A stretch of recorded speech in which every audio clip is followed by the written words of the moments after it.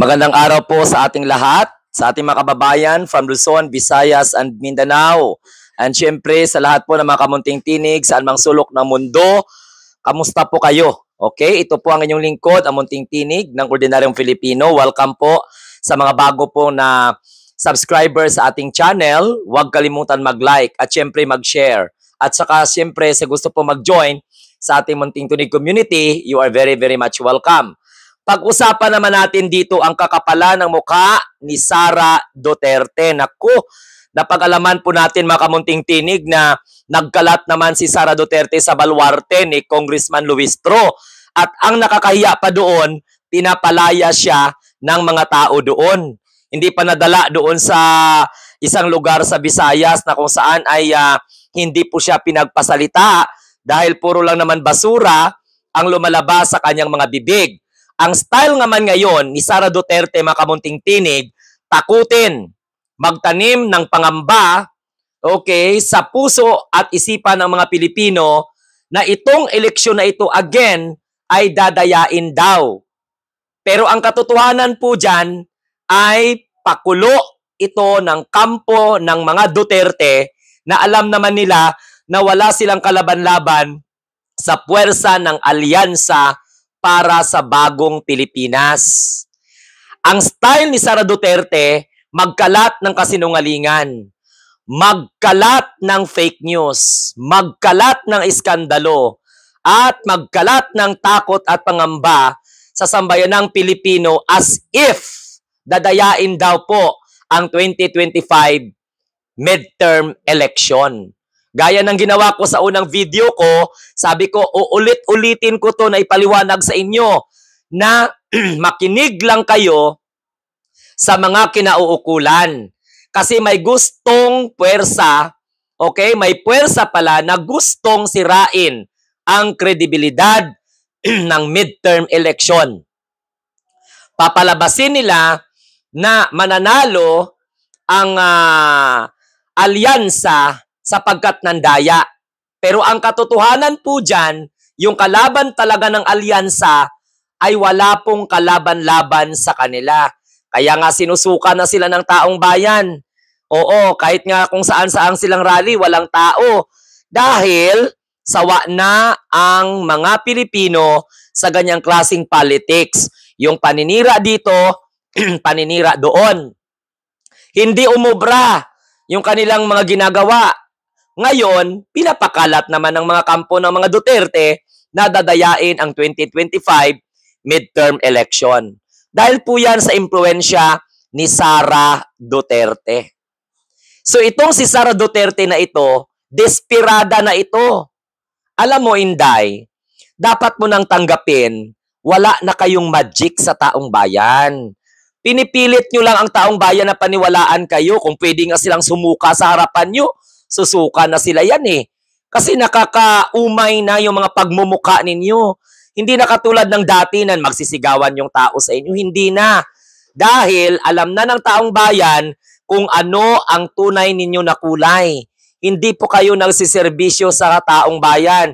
Kundi para lang kayo sa inyong political survival. Kaya sa ating mga kababayan from Luzon, Visayas, and Mindanao at saan sa sulok man ng mundo, okay, bantayan ninyo, okay, ang presinto, bantayan ninyo ang mga balita, bantayan ninyo ang mga development, makinig kayo sa otoridad kung may kinalaman po ang usapin sa eleksyon.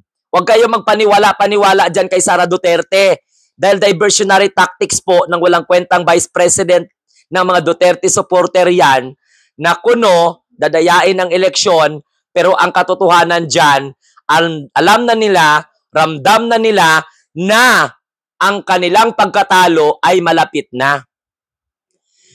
Bukas na ang eleksyon. Bukas ang deciding point. Huwag kayong bumoto ng mga senador na pro-China. Huwag kayong bumoto ng mga senador na sumusuporta lang sa mga Duterte. Huwag kayong bumoto sa mga senatoriables o mga politiko na hindi po seryoso ang paglilingkod sa bayan. Walang plataporma, naninira, nang gugulo, nang uuto. ng O11 sa sambayanang Pilipino. At kayo naman, mga kababayan po natin, okay, alam na natin kung sino yung mga suportahan natin. Diretso po tayo sa alyansa. Okay, tayo po ay alyansa para sa pagbabago. Huwag nating suportahan ang mga kandidatong pilit na ginugulo ang ating bansa, pilit na sinisiraan at pinapabagsak ang Pangulo dahil wala pong mapapala ang taong bayan sa mga ganyang klaseng mga political mindset. Yung mga gumagawa ng mga dirty politics, yung upload ng video para sirain ang reputasyon ng eleksyon. Sa punto na ito, maayos po ang sistema. Okay? Kung may mga mandaraya man, ayun ang gustong makapasok. Logic-wise, bakit kailangan pang mandaya ng gobyerno? Kaya alam naman ng mga alam nyo naman yan na suportado ng taong bayan ang mga government senatoriables. Bakit kailangan pa nilang mandaya? Kung hindi, halos hindi nga sila mangampanya, alam na ng ang taong bayan ay boboto sila. Samantalang yung line-up na mga PDP, na mga padapa, wala ng laban, mga pinulot sa mga kangkungan yan, mga inutusan lang bumili ng suka, tumakbo na kaagad na senador, wala namang matibay at maayos na plataporma, wala namang malinaw na layunin, at hindi naman alam kung ano yung totoong direksyon kung bakit sila po ay tumakbo. Diba? Mga kamunting tinig, gusto nga nilang tumakbo para gumante dahil inapi ang mga Duterte. So yan ba yung gusto ninyong manalo? Pagkatapos ngayon, ang lakas pa ng loob nila, ang kakapal pa ng mga mukha nila na mag-mind conditioning ng 2025 midterm election ay dadayain. Ang gobyerno hindi na po mangdadaya yan. With all the machinery, lahat, tiwala ng taong bayan. Kaya nga po, suntok sa buwan yung mga pinagsasabi ni Sara Duterte na dadayain ang 2025 midterm election. Hindi kami sa nagbibintang, baka kayo nga po itong magdaya dahil gusto nyo makapasok ang mga senator levels ninyo, mga lawlaw at mga local officials ninyo na inendorso na alam naman ninyo na hindi po mabango sa tao dahil alam na po ng taong bayan ang kanilang plataforma ay manira at ikaw, Sara Duterte, ang leader-leader. Kahit nga sa Davao nga sinasabi nga ng pamangkin ni Rodrigo Roa Duterte o siguro pinsan po yun ni Sara at saka ni Baste at saka ni Pulong, huwag nyong sayangin ang boto ninyo. Kay Rodrigo Roa Duterte, bumoto kayo ng iba para never Duterte again. Yan ang sabi po. Pangalan ata yan, sininit ata yan, Nelly Duterte. Pero ito mga kamunting tinig, balik tayo sa usapin ng dayaan. Wala pong balak mandaya ang gobyerno. Mag-ingat tayo sa gustong pabagsakin ng gobyerno dahil kahit anong paraan gagawin nila para masira lamang po ang eleksyon. Para pag lumabas ang resulta ng eleksyon, nakapagsalita na sila ng isang beses sa social media na dayain ang halalan. Para kapag matalo sila, lumabas ang resulta ng eleksyon, halasang kadumak, sang damakmak na pagmamaktol. Kaliwat yan ng reklamo dito, ng cheating, ng fraud, ng dayaan, ng manipulation. Yan ang style ng mga talunan. Ang style ni Sara Duterte, talunan yan.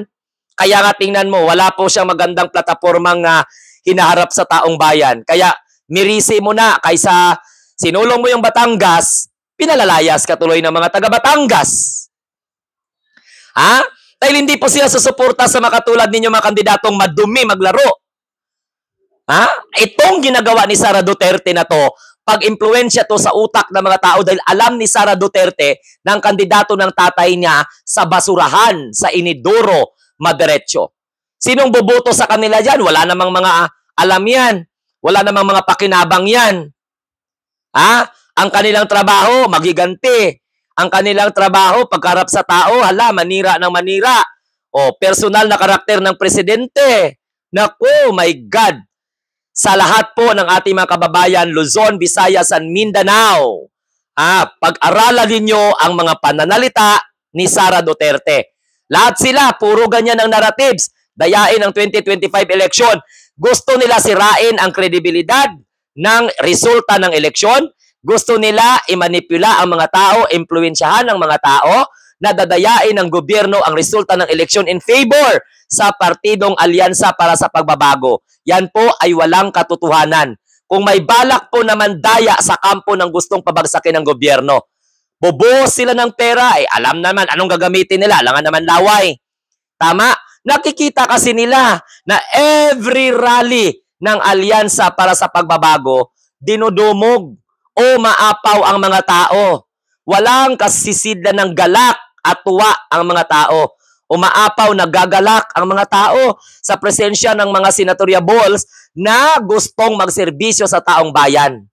Unlike sa mga senador na tumatakbo sa kabila, puro paninira, pagbibigay ng takot, at hindi pa pagpapahalaga sa ating karapatan sa West Philippine Sea. Tingnan mo naman yung mga kandidato sa kabila. Oo, sa partido, padapa, wala ng laban. Wala silang say about sa West Philippine Sea. Wala silang masasabing maganda sa umaangat at patuloy na umaangat na ekonomiya ng Pilipinas. Ang daming proyekto na makakabuti sa sambayanang Pilipino under Marcos administration, binabaliwala po yan ng mga garapal at maduming maglaro sa politika, walang kwentang mga politiko, dahil ang balak ay hindi magserbisyo sa gobyerno, kundi magserbisyo sa pamilya Duterte. Tapos, magkukondisyon-kondisyon pa. Yan ang trabaho ni Sara Duterte. Ikot sa iba't ibang bahagi ng Pilipinas para ipagkalat ang kanyang kabastusan, ang kanyang kawalanghiyaan, ang kanyang drama sa buhay, ang kanyang kasinungalingan na dadayain daw ang 2025 election. Bakit atat na atat kayo magsalita yan sa publiko? Para ikondisyon ng tao na kapag lumabas ang resulta na hindi favor sa inyo, dinaya kayo. Actually, ang taga-gobyerno, ang alyansa nga, ang nangangamba ngayon. Alam mo kung bakit? Dahil itong kalaban ng gobyerno, itong kalaban ng alyansa, maro. Kaya gagawin lahat ng dirty tactics, pagpapaawa, pagmamanipula, pag-i-insinuate, pagkakalat ng fake news. Anong asahan mo kay Sara Duterte? Siya yung leading lady dyan ng kasinungalingan. Leading lady yan ng pagpapakalat ng fake news at kung ano-ano na lang ang pinagsasabi. No? Kaya nga po sinasamba siya ng mga uplok, mga alinganga, mga tanga, mga bobo na mga Duterte Dihad supporters, anti-Marcos and anti-government. So huwag kayong maniwala dyan, ulitin ko. Huwag kayong maniwala dyan kay Sara Duterte dahil kung may totoong mandaraya, ewan ko lang. Hindi po sa gobyerno yan, kundi sa mga kalaban ng gobyerno. At alam na this, kung sino yung kalaban ng gobyerno. Yung pagpapaawa nila, wala kuno silang pondo, wala silang makinarya. Utot nyo, bistado na kayo ng taong bayan. Hindi bobo at tanga ang taong bayan katulad ninyo mga Duterte supporters, lalong-lalo na ikaw, Sara Duterte. Papaniwalain mo lalay mo. Ikaw lalay ka. Paniwalain mo lelong mo. Paniwalain mo lolo mo. Imbes ka nagkalat ka ng katangahan dyan sa entablado at manira ka, sana pinaliwanag mo sa taong bayan kung ano ang plataforma ng mga kandidatong ini-endorso mo. Hindi na ikaw ay maninira. Tanga.